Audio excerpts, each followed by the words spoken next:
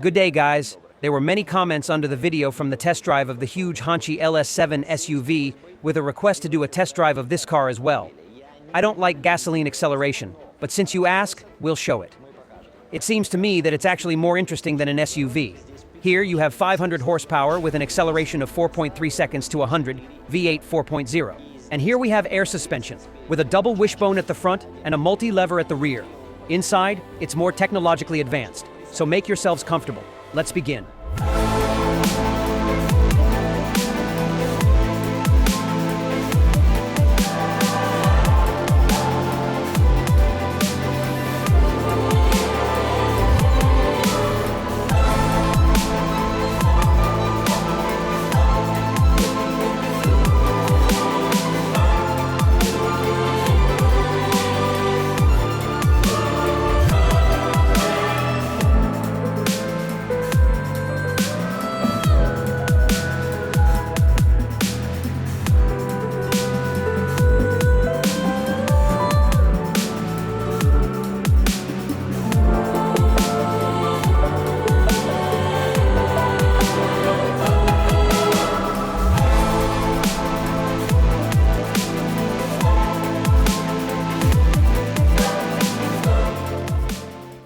Let's look under the hood. Here we are greeted by a V8. This morning I remembered to get a coin, but I forgot and no one has any. Here in China, nobody uses money anymore. Everyone pays electronically. Let me put my iPhone like this. Instead of a coin, yes?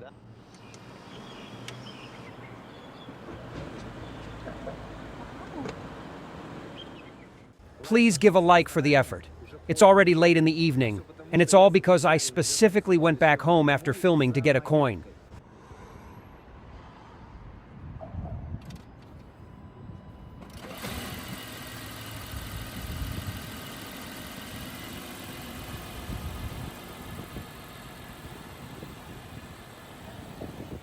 Rear wheels are 275 by 40 R20. These are the top wheels, and they steer at 9 degrees. Front wheels are 245 by 45 20s. The brake discs are ventilated all around. The minimum clearance is 11 centimeters and the maximum is 14 centimeters.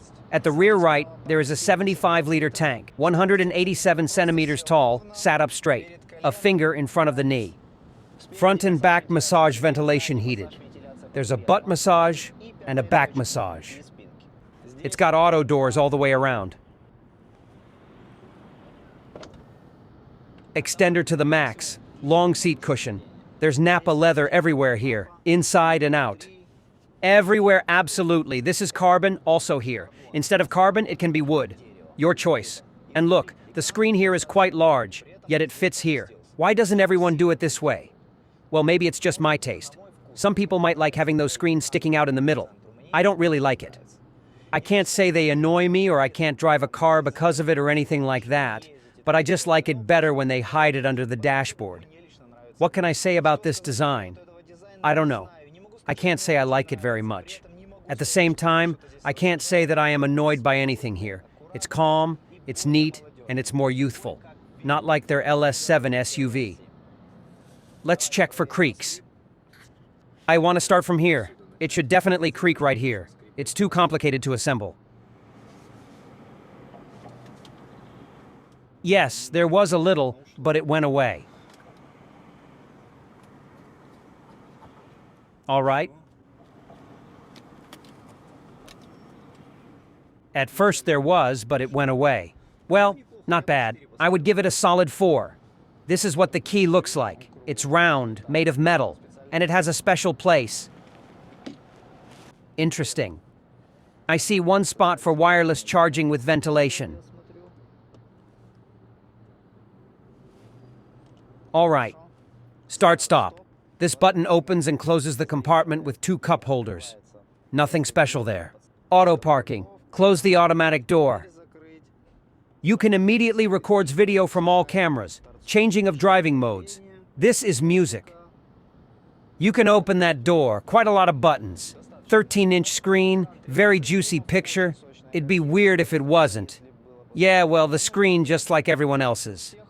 The screen is the same level as the gilevich.eng, and there are buttons for climate control and hazard lights. They've done well on the dashboard screen, they haven't skimped either.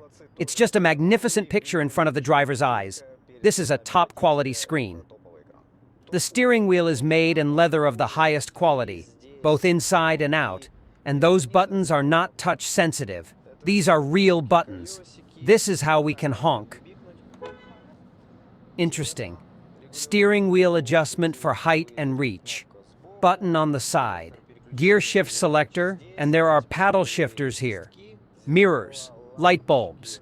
The ceiling is covered with Alcantara. Physical buttons.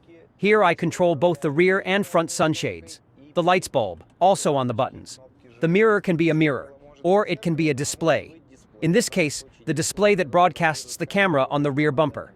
The armrest is large, wide. Inside is covered with fabric, charging ports. If I want to access the glove compartment, I press this button. There is a projector on the windshield. It has a high-quality image, but it's not simple. You have some hints, but it does not show the map in full like in gilevich.eng. Look, they've done a decent job for the money. What's the level of materials? Nowadays, it's not enough to say that it's Napa leather. It also comes in different qualities. It's a little better than the Yang Wang. I wouldn't say it's some sort of exorbitant level. It should probably cost even more then. But it's a little better than Yang Wang. That's how I would put it. Leather is everywhere. There's a box for the driver. This could be wood or carbon. Here's where you control the headlights. Leather. And there's leather everywhere. There's simply no plastic. The badge of Hongqi. And here the material is something like velour. Door card is full Napa leather from top to bottom and even here inside. 32 speakers. Double glazing. It could be wood here, but in this case it's carbon. Footrest, seat, backrest, headrest, memory seat, button that opens the door. Passengers on the right have the same seat adjustments. Headrest. Second row of seats, door card. Double glazing here too, all in full Napa leather. Same door card and the same seat adjustments. The seatbelt post extends, just like that. And if I open the door, it moves in. The back seat slides back and forth. There's carbon here too, air. If desired, this can be wood. We got 2 cup holders and a place for wireless phone charging. Cigarette lighter. Metal hook. The handle is also leather. Yes, they definitely didn't skimp on materials here. Leather and more leather here. If I want to have a video call, there's a camera here. Leather, leather, carbon. Maybe wood instead of it. The screens on the backs are 14 inches, and the picture is better than on my U8. Just like that, I'm offended. I've got a 7-inch screen here. I can pull it out like this. It's pretty heavy, made of metal. The picture's great, just like this one. Look, they didn't skimp on the screens at all. It's got a vibration response. Whatever I press on it, it vibrates lightly into the display. This is where I control the climate, I control the ambient lighting. Let's set it to purple. All right. Seat controls, ventilation, massage, the sunshade control. Got it. Oh, and music too. Some settings. Let's bring it back here. Keep watching. There are 2 tables here. I am now recalling the Neo ET9, where there is 1 table, but it can be unfolded in 2 directions. There are 2 here. Listen, everything looks reliable. Metal, quality, this is leather.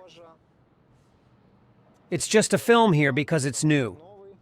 2 charging ports, some kind of niche. Everything is covered with fabric. Interesting. These are touch-sensitive lights. Yes, this car looks cool at the back row. And here, let me guess. This is not a fridge. It's just a niche covered with fabric. But why not a fridge? You can't get it for that kind of money? Strange. There wasn't a refrigerator in the LS7 either. Carbon can be wood, leather again, it's everywhere. There's fabric. This is leather. And here is leather. But why is there leather here? Just for the sake of it. But like ultra luxe. The most intense ultra luxe should be for this kind of money. I agree with that. People who pay that much, they don't want to touch plastic at all. Even if they never put their hand in there, it's nice for them to know it's not plastic either. Just kidding, of course, but these are the kind of spoiled people who have that level of budget. There's a version with a couch in the back. Let me show you.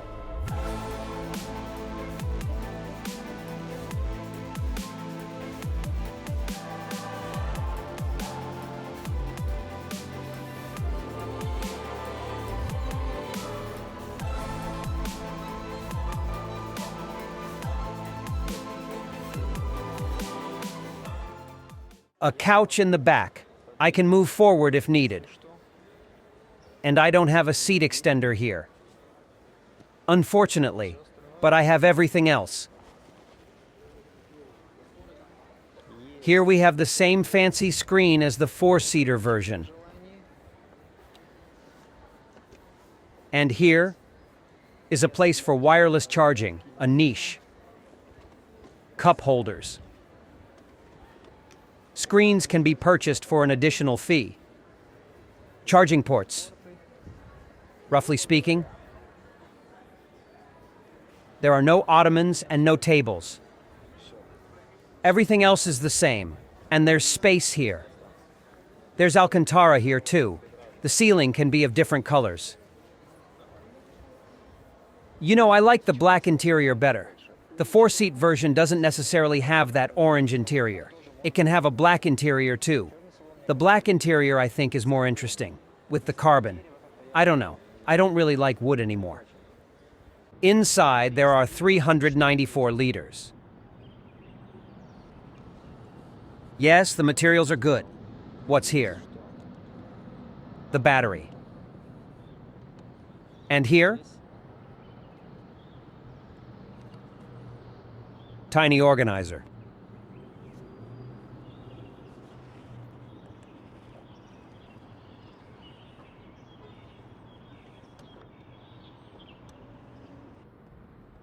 By the way, look at the lighting in the evening. It has these patterns.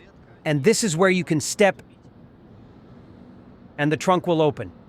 The driver has this kind of lighting. I don't quite understand what this is. Oh, it's a logo. Oh, it's that cuckoo on the hood. Ambient lighting in the evening.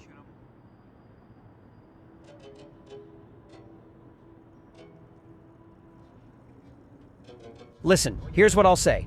A massive sedan with a length of 5.3 meters and a wheelbase of 3,250. For the top four-seat version, they ask $256,000. Does it ride on that money?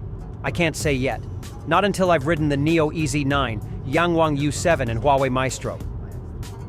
At the moment, it is definitely more comfortable than any Chinese sedan I've driven. This isn't about handling. The suspension tuning is similar to the Maybach S-Class. Everything is set up to chauffeur an uncle sitting in the back, or perhaps an aunt. Is it softer than a Maybach? No, it's not softer. It's about the same level. The soundproofing is also about the same. And in terms of price, they are roughly the same. At the same time, we know that with the Maybach, there's a significant markup just for the badge on the steering wheel. So, what makes this car better than a Maybach? I would point out the following. It seems that there is less vibration from the internal combustion engine here. It's impossible to completely eliminate it, as in electric cars. Even in a Rolls-Royce, in terms of vibration, it's probably close to a Rolls-Royce. Next, there is obviously better interior assembly than in Maybach, where the interior just creaks horribly.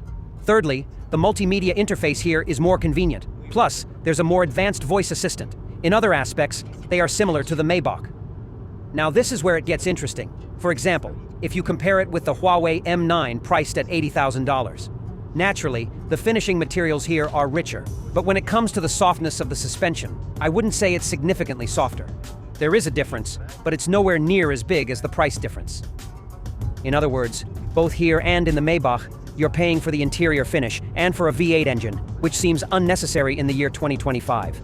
It doesn't provide any real thrill from acceleration. It has a delay of 1.5 seconds before accelerating. And yet, even in production costs, it is expensive. And in repairs too. Well, you're also paying for the brand name. Here in China, it's a brand from the Mao Zedong era. And for the Chinese, it's a symbol of high status.